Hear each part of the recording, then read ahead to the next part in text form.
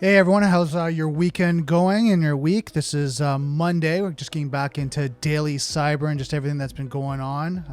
Just a lot of changes happening in the industry, especially when it comes to COVID. I know in Ontario we're going back into a lockdown again for 28 days. So there's a lot of changes going on, a lot of things happening there. So companies are looking at transitioning, what to do through the this next kind of phase of locking down. Some companies are affected, and we're looking at stores are affected, hotels, hospitality, restaurants, gyms, all types along that line. I know there's fines going on, so a lot happening in the industry. Today I have my buddy Neal Bridges on the podcast today. We're going to be talking about a lot of things going on with the industry and what's happening. So grab a coffee, grab a tea, and let's hack at it.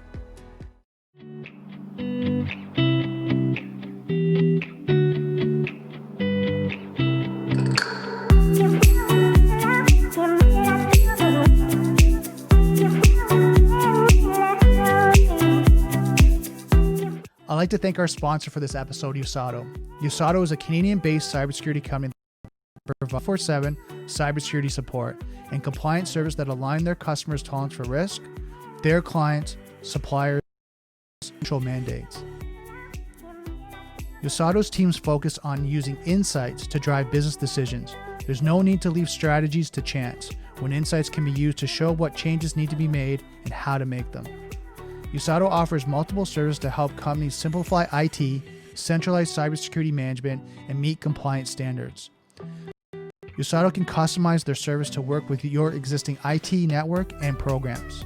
For more information, contact USADO at info@uzado.com or visit their website at www.uzado.com. Hey, Neal, how's things going? Oh, amazing, Brandon. Thanks for having me on again. So how are you doing through the pandemic?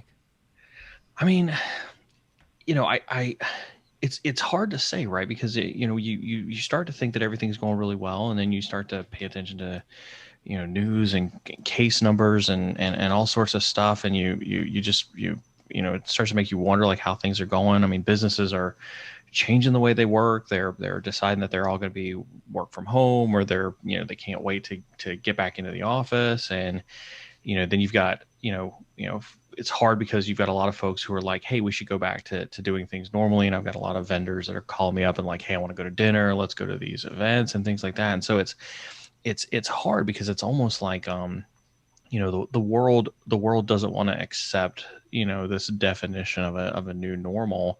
At the same time, it's hard not to realize what's going on in the world around us when it comes to the pandemic and to COVID and everything. So it's interesting to watch the world unfold around us on a day-to-day basis. I think cyber is still, I don't know what it is that you're seeing, but it's like cyber is trying to move 100 miles an hour when it comes to adapting to COVID as well and all the things that are going on. Well, one of the challenges that we're finding is that in Ontario, we're going back into another lockdown, another phase, right? And then they also put a fine that if you're a group of 10 or more people, the person that's hosting that event, doesn't matter if it's a house or it's an actual business event, whatever that may be, now potentially can be fined $10,000, plus every person that attends now can get fined $750. That's interesting. That I've heard of certain fines going out for people who organize events. I haven't heard of anything, any fines for also the participants in said event too. That's pretty interesting. Well, I think right now they're trying to reduce the actual groups and congregation of people. I mean, we're finding with university students, they all went back to school and they were all kind of in dorms and things like that. So they're all commuting. I know a couple of my friends were watching football this weekend. They were talking about in the stands how, they were letting so many people into the stands, but then what happens again, they were congregating. So they were getting like clumps of people versus trying to socially distance. So I think this is their process and system of trying to, separate people. Now this is only in Canada for the fines, but I think as this progresses and if it keeps getting worse, I think you're going to see it more and more. I think, I think you can see, and I don't know if this is just like a new inflection point because of, the fact that we've been in this for, almost 9 or 10 months now. But I think what you're starting to see is maybe just a little bit of a broader scale, massive amount of rebellion where, and I don't know if you're seeing it as well, but like you go out shopping or something like that, and you've got the X's on the floor where you're supposed to stand 6 feet apart from each other, and I've seen like people start to like, push those boundaries a little bit, like I'm getting sick and tired of standing 6 feet apart from everybody in line. And so they don't think about it anymore. And so I'm actually really starting to wonder if like, we're reaching a humanity point where people are just going to naturally start to rebound, or rebel against a lot of the COVID stuff. And I think what's going to happen at that point is that it's going to be this, like you said, it's going to be this yo-yo, in my opinion, that they're going to do it, they're going to rebel, and then something's going to happen. One of their family members, something's going to happen personally to them, that someone gets COVID, and they're going to have to go through the challenges, and all of a sudden they're going to go the other way. They're going to not go to stores. They're going to go kind of that rebound where it's like, I almost give the equivalent of, when kids go to university. When you go to, you're at home, you're following the rules, and you go to university and you go wild, right? You go drinking, you go partying, and you go all that way. And then you have to find the happy medium because you're paying for school and you want to get, education. But you come back to a happy medium where you do still party a little bit, but your schoolwork's important. But generally the first year, from what I've heard from university students, is that, the first year is generally a write-off, right? Because they start partying, they're away from home, they got this all this freedom now. And I think I would equate it to that, where you're probably seeing these people are so restricted, feeling so restricted. Like you said, they're going to kind of rebel, go against it, and then something's going to happen. Like I've been hearing more and more as I call people and connect with people about people saying like, a friend or a family member's got it. It's been diagnosed with COVID, and, they have to stay home for 14 days. Unfortunately, if there's nothing, it's not severe, but they're not feeling well. They're feeling sick, but now they have to kind of have isolation. So I think we're still trying to figure this out. Yeah. I think, it's interesting as well. Like, I think there's the how's everybody doing personally when it comes to COVID, but I think watching the world change around us and I think that you see a lot of companies trying to decide what their identity is in COVID right now, and what are their ways of working, and how are they actually going to be, successful in their workforce. And I think, I think when you realize it, it's not just like at the personal level, but going to the grocery store every day and how do you deal with COVID, going to the grocery store, but it's trickling all the way up to, to local governments and corporations and even nations trying to figure out how it is that they're going to. I haven't traveled since COVID. Since I've been out of the military in 2013, I've been on planes, since being out of the military, and I haven't sat foot on a plane since I got back from RSA in February. Right. And, I don't even know that I would know how to travel, during COVID, with everything that's going on. Right. And you think about that, you're in a plane, if someone has it and doesn't know, right? Not intentionally, but doesn't, maybe he's not feeling well, or maybe it's just a carrier. And now you're in this, tube full of people that, shared air, all that. So yeah, it's pretty crazy. I mean, I haven't traveled since I've gone to kind of local family events that are smaller. Yeah. My mother-in-law, stuff like that. And it's just kind of four of us and kind of, again, socially distanced, but we're around. But other than that, I haven't really done much traveling, all that. And I think hearing people too, like they cancel their vacations, they cancel kind of their normal yearly or annually trip with the family and what they do. And now it's, what do we do? I mean, now we're coming up to Christmas, right? And I had a family meeting yesterday on Zoom, and we were talking about like, so what's everyone doing for Christmas? Right. And the question back is, what can we do? Yeah. Normally we have like a Boxing Day party and a big event, and 60 to 70 people show up, but it's like, no, we can't do it this year. So what do you do? Yeah.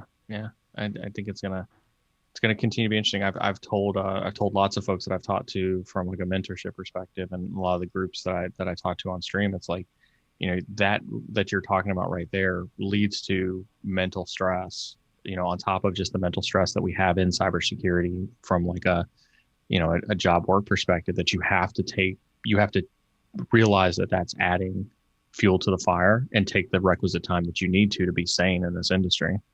So let's talk a little bit about that. I mean, we're talking about, and everyone's watching this and hearing about the COVID and what we're thinking about, but what's your thoughts on cybersecurity and when it comes to business and what's going on with the companies right now?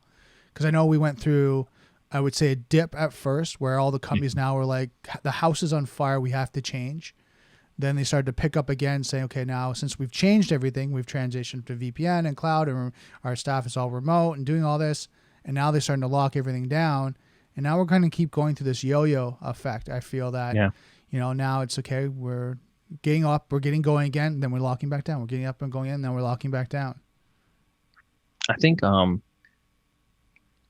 the biggest thing that I see the industry contend with is, we were forced during that house was on fire phase, right? That was going on to lock a whole bunch of stuff down and to try to implement security postures that, were probably on a roadmap or a plan for like the years prior. Right. And then all of a sudden now, like you get forced to push those into place. Actually, one of the things that I've seen and talked to folks about is they were those controls and whatnot, like MFA or adding VPN concentrators to support remote workload or things like that, didn't go through like a real holistic architectural design review process, and so it was really just kind of like go forth and do it. Right. And so they're actually kind of going back and saying, okay, well, if we had all this time to plan this out and architect it, where did we have gaps? Where did we miss? Where did we, screw this up? For lack of a better word. And then there's still obviously places where those controls aren't working. When you look at just the massive amount of ransomware attacks that are being reported on almost a daily, if not weekly basis now. With people who clearly didn't, lock down their remote desktop protocol or were forced to open up their remote desktop protocol to facilitate remote work. So right. I think most companies' cybersecurity posture is still in utter state of flux because we've never been thrust into this level of chaos when it comes to trying to implement controls. I don't think anybody knows what to do. So what would you recommend? What's the first thing they should look at? I mean, I think your external attack surface is really kind of the biggest thing because it's like, the attackers know that you have to allow your users onto your network somehow, right? Whether that's VPN infrastructure or Citrix or remote desktop protocol or something like that. And you're going, they know that you're going to make it as easy as possible for your users to access that external, infrastructure. And so first and foremost thing that I would look to do is locking down all of those ways that your users get onto your network to start working. MFA is still hands down. I mean, you get so much mileage. Against hack attacks by implementing MFA. And we talked about this. So Saturday, I had the CTO and co-founder of Expanse on the stream, and he was talking about how from an attack surface management perspective, right? MFA, it doesn't matter whether you talk about like SMS spoofing or any of the other types of attacks that come along with SMS based authentication, or you're using the app on your phone and things like that. Those are very, very like 1% type of attacks. When MFA on literally all of your attack surface is literally the biggest investment that you could make, and for pennies on the dollar, it gets you so much mileage. And so it's like, I just encourage people, we know that you're out there with, RDP and Citrix and VPN open to the internet for your workforce to work. And so is the attacker, and the attacker is looking for that stuff on a regular basis. For sure. Like, lock down those attack surfaces. Now I got Rod. Rod made a comment, 100%, and companies are hesitant to spend any more money as they don't know what tomorrow brings. Thanks, Rod, for the comment. Now, if anyone is actually watching this, if you guys want to comment, jump over to YouTube. There's actually a chat on the side. I'm actually watching it, and we can engage. And if you have any comments or any questions for us, let us know. So, I mean, I hear you talking a lot about two-factor authentication, right? And, adding that in. I know when I was with another company, we were selling true passwordless decentralized authentication, which was kind of that next step up, which we use kind of more the phone, right? Versus just kind of 2FA, where you actually use the phone chip, and you decentralize passwords. So I think, like you said, using that really looks up the security maturity. So now we're looking at kind of 2FA, some of the technologies. What about like their posture, their like policies, procedures, compliance? Would you recommend they review those at this point? I mean, I always do. I don't, I think I don't downplay, some of the softer works side of of your attack surface. And was it Rod who had the comment in chat? Yeah. I think companies are hesitant to spend some money, but I think companies also understand that they are more vulnerable now than they were pre-COVID.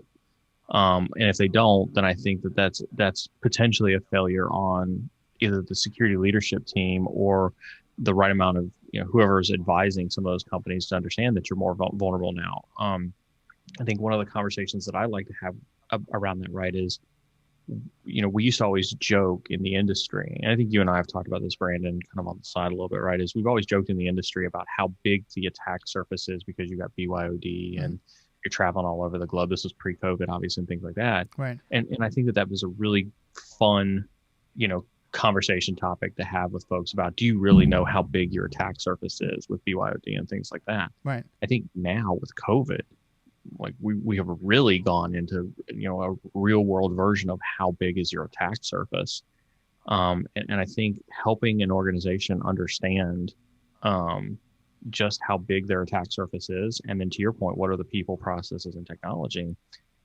that are going into protecting that attack surface, I think should be almost a security team's number one focus, if it hasn't been for the last 9 months, is understanding your attack surface. Right. Yeah, because the reason why I had that conversation is because I'm assuming, and from some of my conversations, is a lot of the people are using the technology, right? They're transferring their technology, they're integrating these systems, they're doing all that, but then when it comes back to the painstaking task of going through the documentation, business continuity, disaster recovery, instant response, kind of all these different documentations, we'll do it after. We got to get this done now. We got to get up and going. We got to get business continuity. We'll look over and review that later. And I think it has to be done in tangent at the same time, because as you're updating, you have to review it, make sure. I mean, I've talked to some people where, their MSP is no longer in business, right? Yeah. And, it's part of their disaster recovery. It's part of their instant response plan. And then, something goes down and they start to call, well, the number's not disconnected or the person's not there. Now what do you do?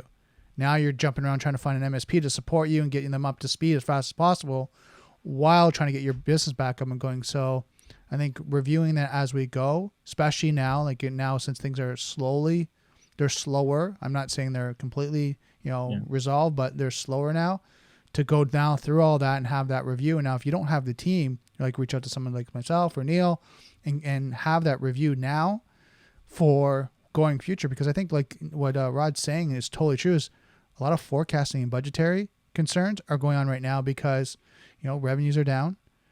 People are not as buying as much. So in specific areas, some are going through the roof, but specific areas right now are slowing down. So now where do you invest? Where do you kind of look at it protecting? Here's what I think I would also kind of say on that same vein though is right. When did COVID start? March. Roughly March 1st, I think, is when we're kind of calling. It depends on which conspiracy site you're reading. That's fair. Yeah, exactly. If we generally agree that like March 1st is when COVID really started, right? Like hopefully leaders and security professionals and business, business folks are having taking a step back and going, okay, maybe we're not at the first quarter or the second quarter of COVID, but we're probably at the halftime mark of COVID. So you can look at what you've done for the last, 9 months, if you will, as what you've done for COVID, and then look forward and say, okay, what did you learn from this? So to your point, did you go back and test the processes that you thought you had in place for business continuity? Did the tabletops that you ran for, standing up some type of natural disaster and, continuity response or, disaster recovery response, did that work out well? And if not, what are you changing to move forward? Right. Do you not have visibility into places that you thought you had visibility into and that you discovered over the last, 6 to 9 months that you didn't have visibility into? And so hopefully people are, taking this and not saying, well, it'll be over sometime soon, and taking a look at this and saying, okay, well, if we're at the halftime mark, let's look back on the first 2 quarters and see what we did right or wrong, and then look forward to the next 2 quarters and say, okay, how do we improve and move forward? And I think you'll find then if you take that approach, you can't slow down your spending because there's probably things that you need to spend money on to protect your organization that you hesitated from spending money on in the first 2 quarters, because you were uncertain as to how it was going. But you still have to spend money to protect your organization. Right. Now your priorities have just changed. Right. And I think you have to find cost-effective ways of doing that, right? And you have to kind of reevaluate. And I agree. Like, it's not that you shut it all down, right? Because, hey, we can't spend. It's now, how do you be more efficient? And larger organizations, enterprise environments are figuring out. I think this main conversation is more for the mid-tier, right? Mid to large, where they might not have that team. And they're like you said, maybe their team is just burnt out, 18, 20-hour days, right? And there might be 2, maybe up to 5 analysts, like security analysts or professionals in their organization. Or maybe it's just the IT guys. They're wearing both hats, right? And they're being able to do that. And they're just exhausted, right? They're trying to get everything up and going while still maintain the business and the IT, while doing security, trying to wear both hats. And, how do they do it all? I mean, again, you got to look at it this way. The attackers aren't just going to say, oh, well, that business is struggling, financially, and they can't hire new analysts, or they can't hire new, incident response folks or security engineers or anything like that. So we shouldn't hit them with ransomware or anything like that. Oh, we know that they haven't had time, or that they're strapped for cash and they don't want to spend the money on MFA. We won't go after their RDP infrastructure. I literally just read an article that just gotten released on one of the outlets that I check on a regular basis, that outlined how, one of the Ryuk ransomware, attackers had gotten into this Fortune, organization, and had gone in, from a phishing email to ransomware on the entire domain in less than 5 hours. Right. Attackers aren't stopping their attacks. And so if you fall into that trap that says, well, I don't know what's going to happen with revenue, so I'm going to stop investing in security, I'm going to stop protecting my organization, you might as well just put your passwords out there on your Facebook page and let the attackers come right at your organization. Right. Yeah, and I think it's interesting to kind of look at that right now. Like, they don't give up. Like, when you look at hackers or the criminal element or whatever that you want to kind of label them, identify them at, they're not giving up. In fact, this now becomes more interesting for them because they know all the security measures that were in place, which maybe were harder, right? Not impossible, but harder, now have all been changed, all been modified. Companies are in a flux. So, of course, when there's chaos, they're going to, I know this, like, for working physical security, when there's chaos, like a power outage goes out. I know when I worked at the Skydome, if there's a power outage, now, sometimes your alarm systems, your locks and things like that are now not working. So now what do you have to do? You have to physically go and check every log. You have to physically make sure it's hardened. This is no different in that scenario, using that type of principle. Now you have to manually go through each of your systems and your solutions to make sure everything's locked down. Well, the time to be able to do that and the resources, is a lot. And when these guys are 20 projects, 30 projects deep, working 18-hour days, things get missed. Things, happen. Remember, the quintessential saying is, right, it's not a matter of if you get hacked, it's a matter of when. Right. And so now that we're in chaos, that when just, exacerbates itself. Yeah. It went to like tomorrow, right? Versus when to in the next week or so. Yeah. But yeah, I think that's pretty crazy. Like, when you really look at kind of the attack vector and everything that's happened and through COVID, I think it's really now shining a light on for companies. What is their essential assets? What is their security posture? What needs to be focused on right now? And I'm sure a lot of people were in the boardroom and having tough conversations. Yeah. I hope so. I hope they were in the boardroom having tough. I mean, I think that's good. And I hope if anybody's listening who did have those tough conversations, I hope they were able to walk away with some, with some money or some direction to help make your posture more secure. I hope nobody walked away from the boardroom and let the board beat them up on cost and decided that security was the thing they could skimp away with. Right. And I think that comes back down to the discussion. And I think one thing I've been learning and having more conversations with professionals about was not the solution, but the business need and the business requirement. And I think, if any cybersecurity professional, anyone's kind of watching this, is talking about the actual business needs versus the actual technologies. And I'm just going to use like endpoint protection, 2-factor authentication. If you're using Duo, your Duo is the best thing. We need Duo right now. A lot of times when you look at the business, they don't care what's the business need. What do we need on the business side? Why is that going to help the business? And how is it going to be reducing risk over here and helping me save money over here? Right. And I think that's a conversation that a lot of IT guys miss. I think we've struggled.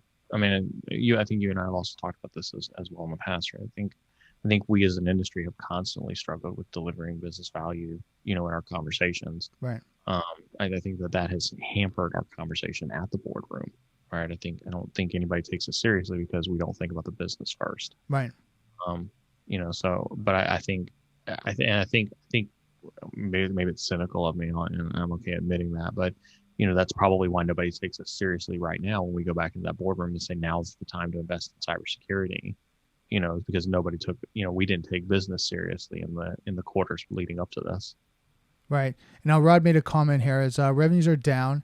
It's up to security professionals to build a case and try to convince leadership to spend money when there is no 100% solution.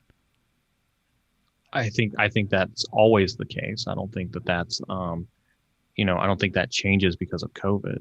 Right. Right. I don't think, I think we've always had to build cases for cybersecurity.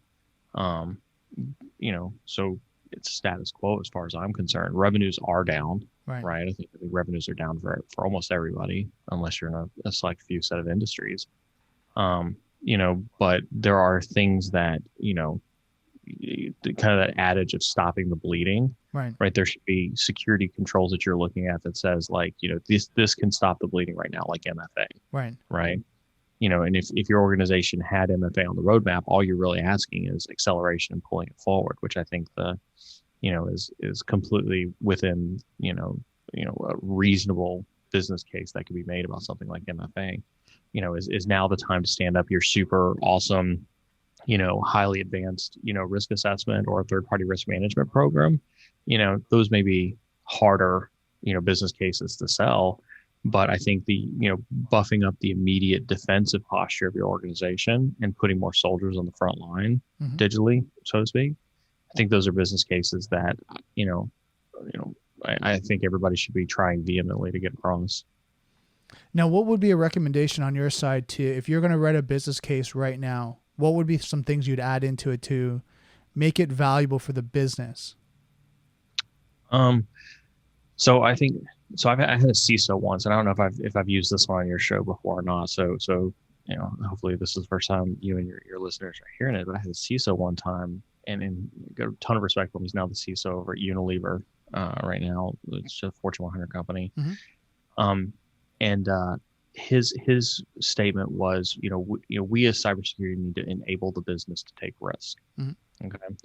And so I think when we look at the way that COVID has changed our ways of working, I think any of the business cases that we put forward need to continue to facilitate, the business to take the risk that they need to drive an increase in revenue, especially during COVID. Now, that sounds very broad, and obviously the real answer to that can vary by industry to industry, right? If you're primarily focused on, a sales team that's out there trying to drive new sales up, that they're going to be, out in cities and, states and, other parts of the world and the country continue to drive those sales, hopefully in as safe a fashion as possible. Does multi-factor authentication inhibit their ability to take the risk to do that? I don't think so. And I think you have to just prove how adding multi-factor authentication reduces downtime because, you don't have to reset somebody's password every third day because it got compromised. Right.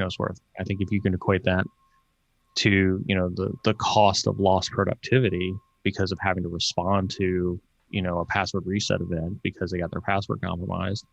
I think we have to try harder to talk numbers. One of the best slides that I ever put together for a CIO one time, I was able to, it took me about 6 months to get all the data for it, but I was able to get all the data to talk about what the real cost of a cybersecurity incident was.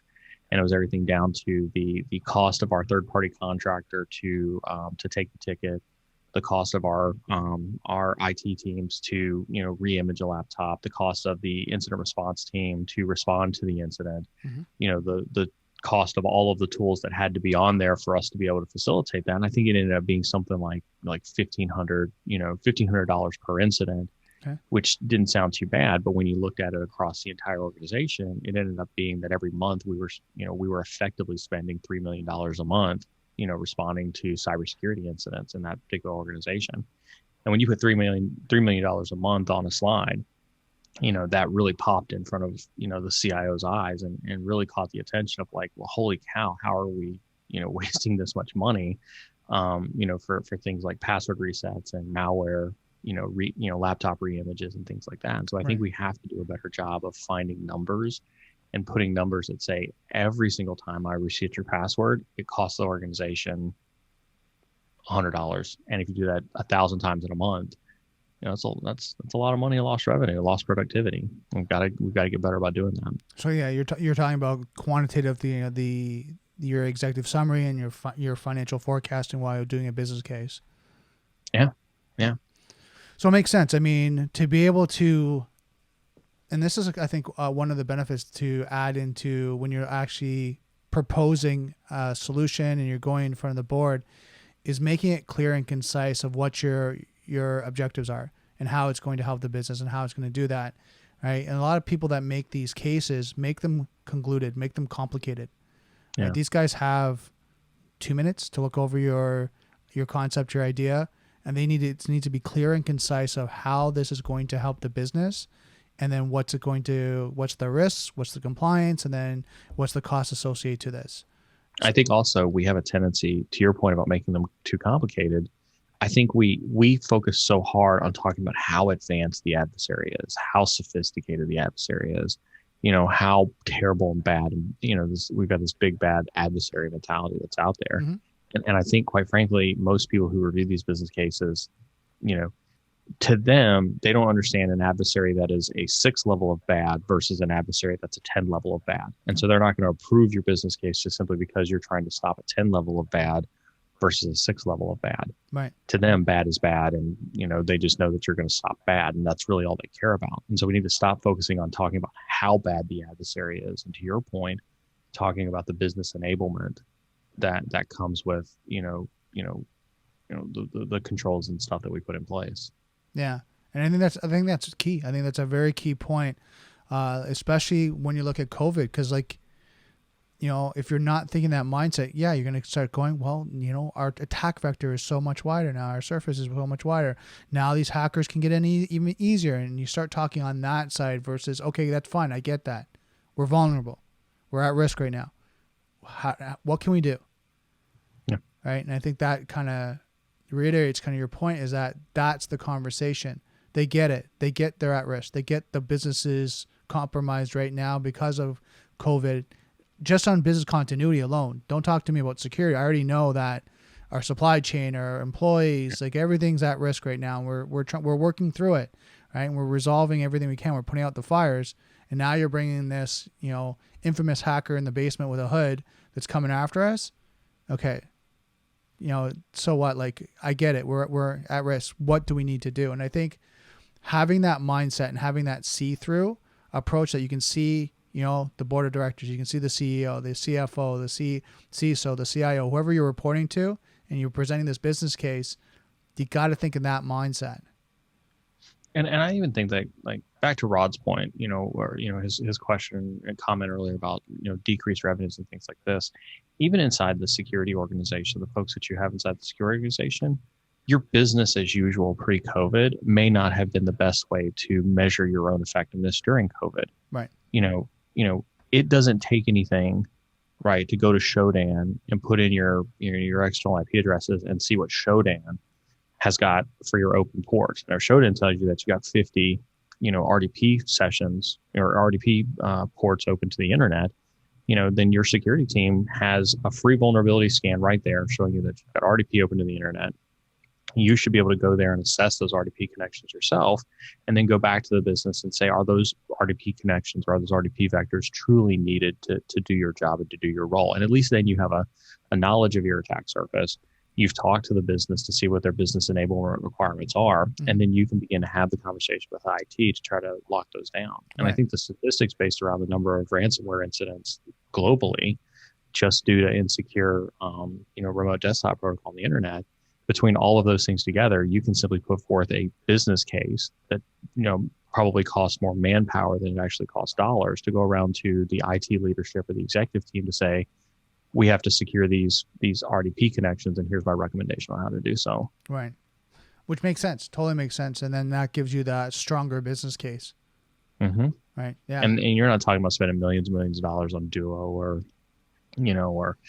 heck, if you're an Office 365 customer, I think, and, assuming you've got a relatively, if we think about like mid-cap, small to medium businesses and mid-cap companies where you don't have a whole lot of custom applications, maybe with a lot of, internal single sign-on requirements, flipping on, Microsoft multi-factor authentication for things like remote desktop protocol and O365 really is actually more of a user experience conversation that you have internally and not a fiscal one. Right.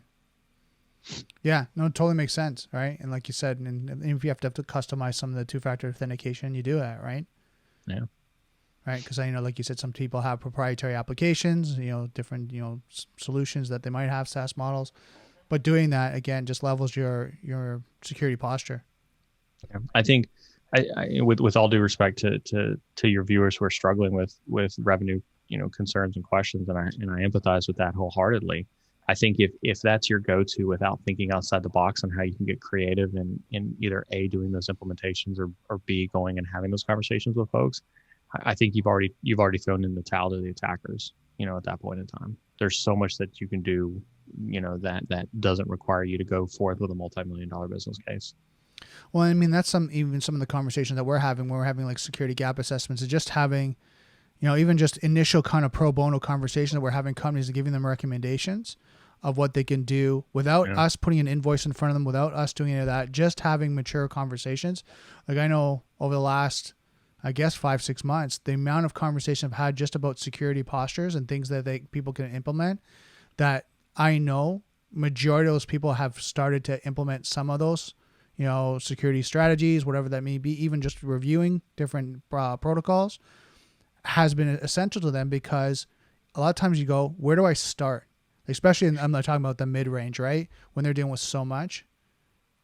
So I'm going to pivot on you a little bit, just because I've had a different experience that and call it cynical, Neal, and if you want to, but I've actually, seen where, some folks have gotten so, the signal to noise ratio in our industry has gotten to be so bad that whenever I've reached out to folks, or I even know some of my peers, who also run consulting companies, have reached out to folks to say, hey, look, completely free. There's no obligation. Literally, we just want to make sure everybody's doing great during this COVID time period. Let's have a conversation. Let me give you some free advice. Let's do I've even offered to do free pen tests, right, for folks, as part of COVID. And I think that the vendor, signal to noise ratio has skyrocketed so much over the last 5 to 10 years. Nobody even wants free help these days. Like I can't even begin to tell you, like, the amount of people who just even shut that down because they're like, oh no, you're just trying to sell me something. It's like, no, you don't understand. Like, we are all banding together here in cybersecurity, where we all want everybody to be incredibly safe and secure. We all want to help everybody else out. And I think people are, not used to that side of those of us in the community who are just genuinely concerned about the safety of everybody's company, that they've just tuned out even like free help and free advice. It's amazing how we've shot ourselves in the foot as an industry by doing some of the things that we've done. Yeah. And I think it, like you said, and, talking to cynical Neal here, I think it is, it is that mindset is, and don't get me wrong, I get that as well, where people say, well, what are you selling? Right. What are you doing? Like, would it be kind of ridiculous to tell you that I'm not selling a thing? This is consultative. We're trying to help right now because we're trying to be, more citizens of the economy and our business in our Ontario and Canada and North America, and just help where we can. And until you get that person to let down their guard a bit and have that conversation, then they realize like it's really just that. I mean, this is why, and you and I both do like the podcast. That's one of the reasons why I do the podcast, is to help people and give them, information and just help the industry, because there's so much out there. That was why I started DailyCyber, was to have the conversations, what's happening behind the boardroom, right? Where people don't talk about, where you have your vendors, your manufacturers talking about, all the sales and marketing gimmicks and kind of all the great stuff, and we're top of the fourth quadrant. But then when you get in the boardroom and they're asking totally different questions. Absolutely. Right? They're asking totally different things like, how does it integrate with this? How is it going to benefit my organization? Why should I be looking at you? Right? Yes, I get you're the top and you're the best, and there's 4 of you that are top in the top right quadrant of Gartner. I get it. But how does it help me, company X? How do you reduce my cost? How do you actually help me with, care and feed and management? How do you help me with it? And I was like, oh my God, I can't believe how disconnected we are in those conversations. Yeah. And of course, then you have a subject matter expert and a sales engineer, and they answer all those questions. But why not tell them up front? Why not tell them, right from the get-go? Yeah, here's what it is, and this is what it has.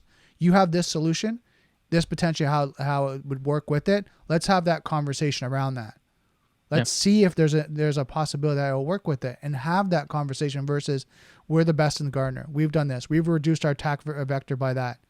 Okay, but so what? Like you've done that. How does that relate to my specific company? Do I need that? Do I need that reduction in risk? Do I need that? I don't know. Now you're kind of down this whole other rabbit hole. This is why I get back also to this idea of talking to people. We in cyber need to talk more money to the board. Right now, I don't think that we talk enough money to the board. To your point, right? The board cares about the value. I mean, got to call a spade a spade. The board, regardless of the size of the company, the board just cares about the value to the shareholders. Right. What's the value to the shareholders? I worked for a CIO one time, and I'd worked for numerous CIOs in my history, but this one CIO had actually gave me a statistic that I had never heard any CIO give me ever in my entire career since being out of the military. Excuse me. And he had told me that, out of the $100 million-ish budget that IT had for this organization, that equated to a particular amount of dollar per share price that the market saw for our stock price. Okay. And so every more millions that we invested into cyber, decreased that share cost by so much more because of more investment into cyber, which meant less investment into R&D or less investment into marketing, which meant less value into, or less revenue basically into the shareholder pockets. And when you actually realize that the more money that gets invested into IT as a cost center or cybersecurity as a cost center, the reduced value that gets passed on to the shareholders, when you take yourself out of that cyber mindset and actually put yourself into that business mindset, you realize exactly why we're just a cost center and why nobody takes us seriously, because we can't have a conversation around finances because we don't understand the finances. Right. And I think that's where we again find ourselves shooting ourselves in the foot as an industry, because we think that by talking about the big bad cyber attackers that are out there waiting to knock down our door, that's going to get the board's attention, when we don't really talk on a cost per share or cost per shareholder basis. Right. And I think also on top of it, when you're looking at security, is that when you're implementing what I would consider as net new or new technologies, new solutions, the board of directors is taking a risk in the sense of, well, do we need this? If it's something they're renewing that they know they've been using it, they have a SIM, they have endpoint protection, whatever, they know, okay, yeah, we might have to upgrade. There's maintenance, there's licensing. We know that we need this. But when it's net new, they have to now trust that they need it.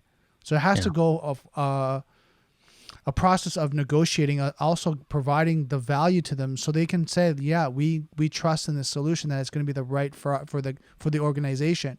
And then when you're looking at, like you said, the board of directors, they're looking at that. They're looking at future growth. They're looking at profits. They're looking at all that. Then they want to make sure that they trust in that solution. And also, from my side, a lot of them talk, right? Absolutely. If some of them are talking to other companies that are in the same industry, they'll go, are you using this? And in this scenario, what are you using? We're using X, whatever X may be. And I'll just use Splunk, for example, in the background for you.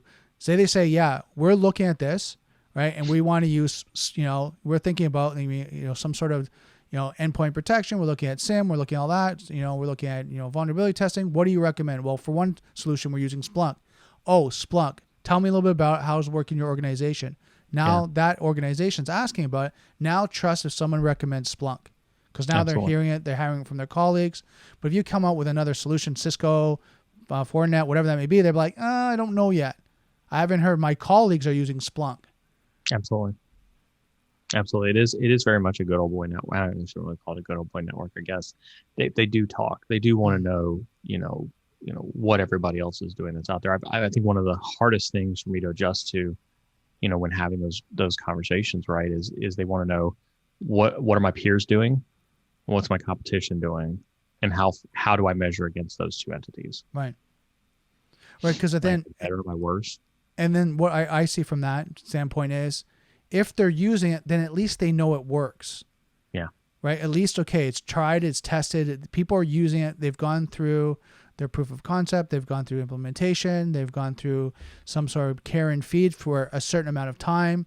And now it's working. Got it. Okay. And then what was your uptick? What was your implementation? Was it 60 days? Was it 90 days? Was it horrific? Was it painless? Tell me what you went through. And then that's going to help in their procurement process. I get back to cynical, Neal, on this one a little bit though, right? Because I think, and I think it's good that they're talking to their peers in the boardroom about that.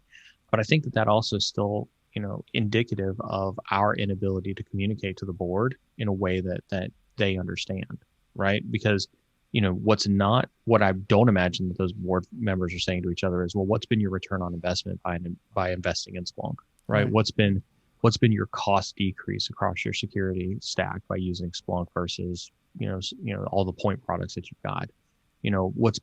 How much have you decreased, or how much have you increased, productivity because you invested in, Carbon Black as an endpoint protection product instead of CrowdStrike, right? Or even McAfee, right?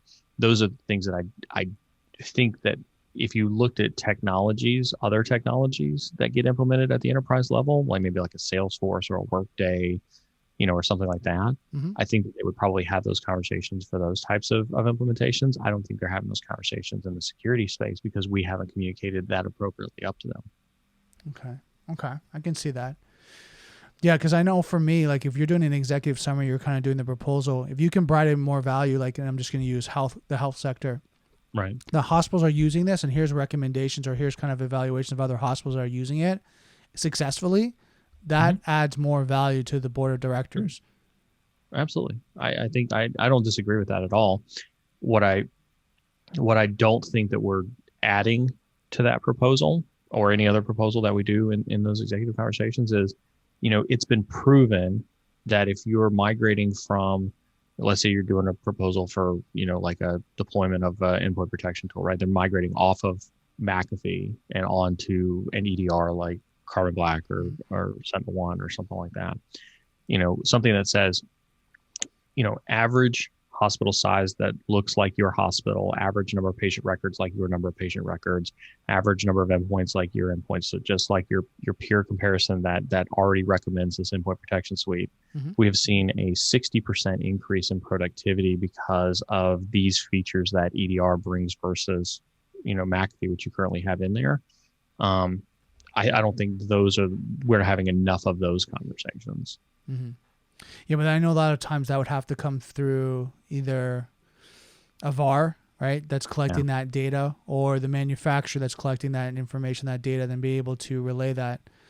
Because we get back to the other side of cybersecurity, which is we're not always transparent about the things that, are going on in our industry because we're worried about competition and looking stupid and lawsuits and things like that. I laugh because you say looking stupid. It's kind of funny. Like it is. And it's, you don't want to be that guy that's got popped, right? You don't want to be that guy. Yeah. And I get it. Like, trust me, like I have total respect for the guys that have dealt with that, have been the guys at the top or senior level and their companies got popped and they got hacked and compromised and they're now the lights on them. I have total respect for them. I have total sympathy and empathy for what they have to go through to be able to resolve that, because there's so much pressure at that time, right? Yeah. And to be able to handle that and be able to walk away from it at the end with your, not having a nervous breakdown going, oh my God, like that just sucked, right? Like that was not a whole lot of fun. Yeah. But as you know, like being in the industry, you hear the horror stories where it's like, they get popped, and it's 2-3 months of remediation and trying to figure out forensics investigation. You got, PR, you got like all different avenues of it that they're just working through, and it's like 24/7.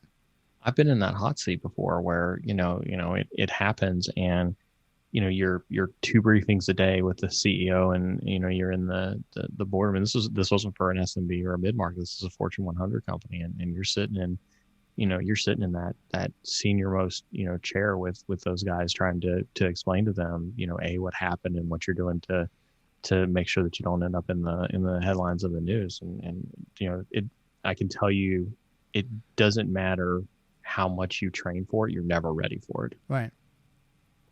Yeah, I wouldn't doubt it. I mean, it's probably one of the most stressful situations people go through. 100%. I think we had a CISO on my stream a couple of weeks ago, and I asked him, who we were talking about the Uber CISO, right? And just to level set, right, the Uber CISO had a couple hackers who hacked into Uber and dropped a couple 100,000 pieces of personal information, and then the Uber CISO tried to cover it up by saying, paying them $100,000 and claiming that was part of their bug bounty program, when in fact it wasn't. It was data extortion. Right. And I think the question that we posed to our guests during our stream really was like, I mean, if we were to give the CISO the benefit of the doubt and say like, well, it's middle of an incident, a couple 100,000 records are about to be exposed all over the internet, somebody's asking you for $100,000, is that just like a lack of judgment? Did you just have just a moment of weakness where you had to make a decision on the spot? And what is it like to be in that hot seat? And yeah, I mean, you talk to any CISO that's ever had to deal with that, and you're in that fight or flight mentality. I think is actually the words that he used on the stream, which is you're in that fight or flight mentality where you're trying to decide like, what exactly is it that you're gonna do or say or act in the middle of that incident. I don't think people are, I'm a huge fan of tabletops. I'm a huge fan of disaster recovery drills and crisis management activities and things like that. Practice them. I don't think anybody's ever as prepared as they think they could be from those activities. Right. Yeah. And like you said, I mean, you do the training. And I mean, I had a conversation this morning, and we're talking about training and just kind of working out. You train so hard, right? And you make it so stressful, so real world situation. So when it actually does happen, you're as prepared as possible. Yeah. Right. And I mean, I know for myself, to being in martial arts as well as, training in physical security for the Skydome, some of our scenarios, we'd make them so real that by the time you're done, I mean, the debriefing was maybe a couple hours of debriefing, but it was really like, oh my God, like I couldn't believe that could happen. Right? I couldn't believe that situation. And then what happens is, at least now you have the debriefing, you've wrote out different plans, you've modified everything, you've got more of a response and engagement, better how to deal with it, right? And going through it. And then, you just keep doing those, and you keep doing that. And then eventually, knock on wood, you don't, but eventually if you do get popped, then at least you're somewhat prepared. Yeah. You want it to be as much muscle memory as possible. Right. You want to strive for muscle memory, but it's there's a lot of things that you can't prepare for. Right. No, so true. Now, I don't know if anyone else has any questions. I know Neal and I have just been kind of talking about like everything that's been going on in the industry. Comment below. We're going to be here for a little bit. Thanks, Rod, so much for your comments. So, Neal, before we end off, I mean, we've been talking for, it seems like time flies when we get going. Dude, you and I have the greatest conversations. What's one recommendation you would recommend companies look at today? Like if you were going to say, okay, we finished this podcast. If you've been listening to up to this point, I'd recommend you go do this right now. External attack surface. Like I think if you're hearing this right now, if you're looking for a to do, make sure you understand your external attack surface. Make sure you understand all of the points of entry that are currently facing, the attackers right now, and just understand what the size of that attack surface is. I won't even say understand like all the ways that an attacker can get in, because I even think that's pretty monumental. But I think if you started with just understanding just how much attack surface you have out there, I think that's a great place to start. I think, and I think that can be pretty daunting for a lot of folks to understand. And that's why they're, There's just tons of people out there who are willing to help you understand how big your attack surface is. But you can't protect what you don't know about. And with everybody working the ways of working that we're working right now because of COVID, you can't afford not to understand how much of your company is currently exposed to attackers out there. No, I totally agree. And I think one thing I'd add on to that is it doesn't matter what size you are either, right? I know smaller organizations, all that, you got to evaluate this now. You got to assess it, at least have a snapshot, have a plan of action, have a roadmap in place, kind of have that, first baseline. Okay, this is what we see. This is where we are right now, our kind of exposure and where our risks are, and then start drawing out a roadmap. I'm not saying you have to do everything right now, but at least you know where everything is and what's going on. And then what happens is then you have to rank it in criticality. Absolutely. If it's something like, you're in a cloud and all your confidential IPO data is out in the cloud right now and you're at risk, you got to lock that down. That'd be high, high critical in your kind of list. Now versus maybe you have some marketing material that it's old marketing material that was since, 2001, that's going to be low. If it gets compromised, probably already out. It's not that big a deal, but like you got to start to rank that. You got to start to do that and then start to take action to it, because the more conversations I'm having about people that are working on it, and I put in quotations, the challenge is that, what's your timelines? What are you really doing? Like, are you working on it this year, by the end of 2020? Got it. But you're saying I'm working on it soon, by the end of 2021. Yeah, that's not good for your security. And potentially if you get, hacked, there's so many things going on right now. I was talking to someone was last week, and they were talking about some new Ohio, and I don't know if you heard about this, Neal. Ohio as well as New York now have, laws in place that if you get breached now, the fines now are starting to become huge. Yeah. Right. Yeah. I've got some cynical, comments on that as well as we've seen out of British Airways, right, where they started 128 million and settled at 80 million or whatever it was, right? 20 million or whatever it was for their fine. But yeah, there's some states that are starting to lock things down. But you look at that, how many companies can afford that? And like you look at the big, large organizations and corporate, it sucks for them. But when they look at their costs for that, insurance and that, they don't negotiate to a point where they can afford it. But if you got like a mid-sized company and it's $150,000, $200,000, it could close them right down.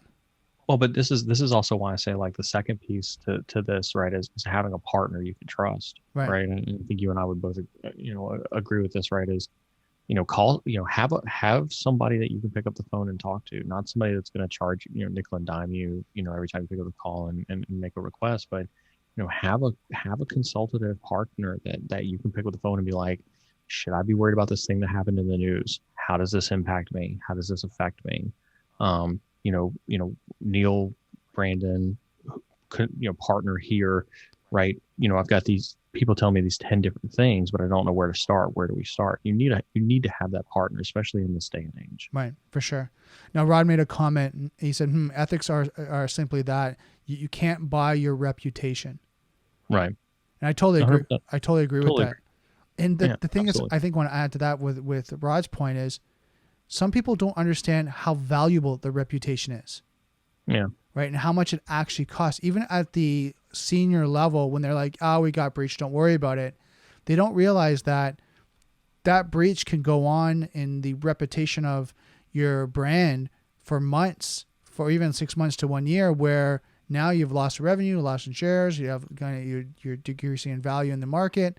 And now, maybe to be in a breach, it costs you maybe, and I'm just using numbers here, say $100,000.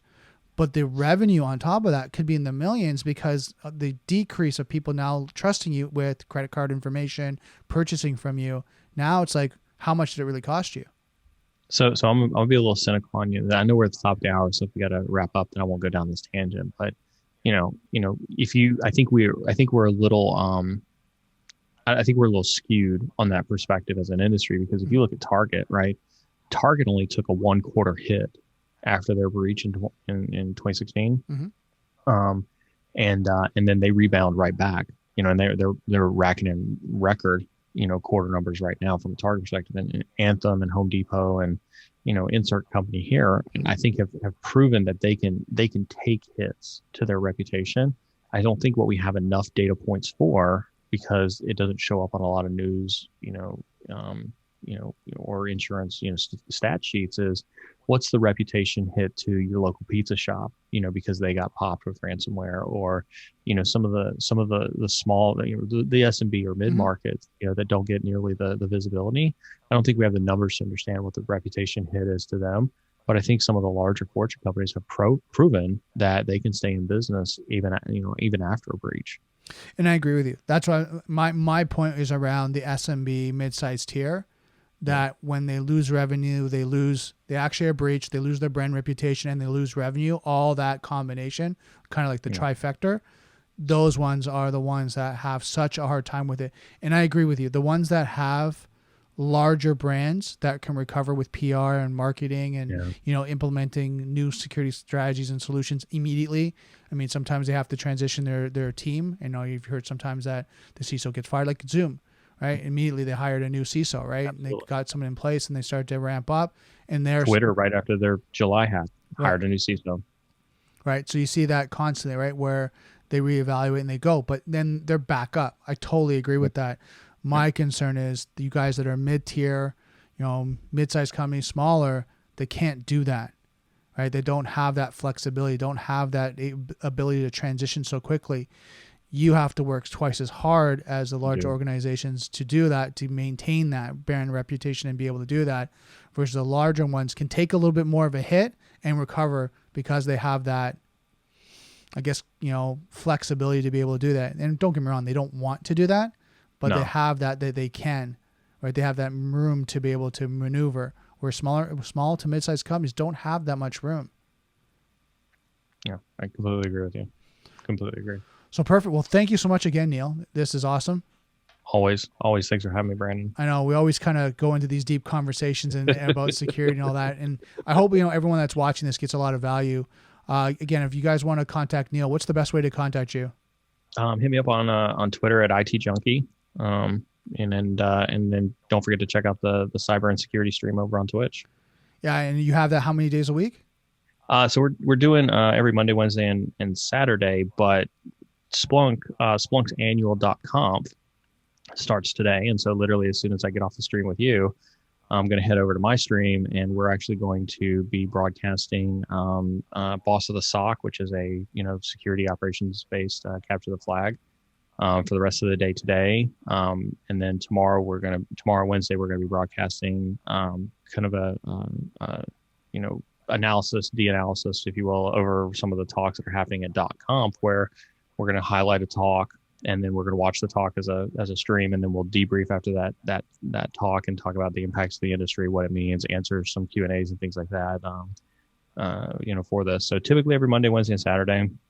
The next 3 days will be special because we're doing, something for Splunk's conference. But, other than that, we've got some amazing folks coming on the stream. We've got a recruiter coming in this weekend to answer some very specific career questions and salary questions. And, we've got Rob Lee from Dragos. Nice. We've got him coming on November 7th as we do a special broadcast for Secure West Virginia. So lots of cool stuff happening in the future. That's awesome. So guys, check that out. Neal, again, thank you so much. Awesome. Thanks. So guys, that's another Daily Cyber. I hope you got a lot of great information, especially talking about what's going on with COVID, some planning, what to look at, some strategizing when it comes to cybersecurity, your business continuity, and different planning. Again, reach out to Neal if you have any questions. Also, you can contact me. We're doing whatever we can to help all companies across, the world, doesn't matter where you are, to just stay secure and stay safe through this pandemic. So I want to leave you off with this. Don't forget, software's hackable, being connected is vulnerable. I'll see you next Daily Cyber.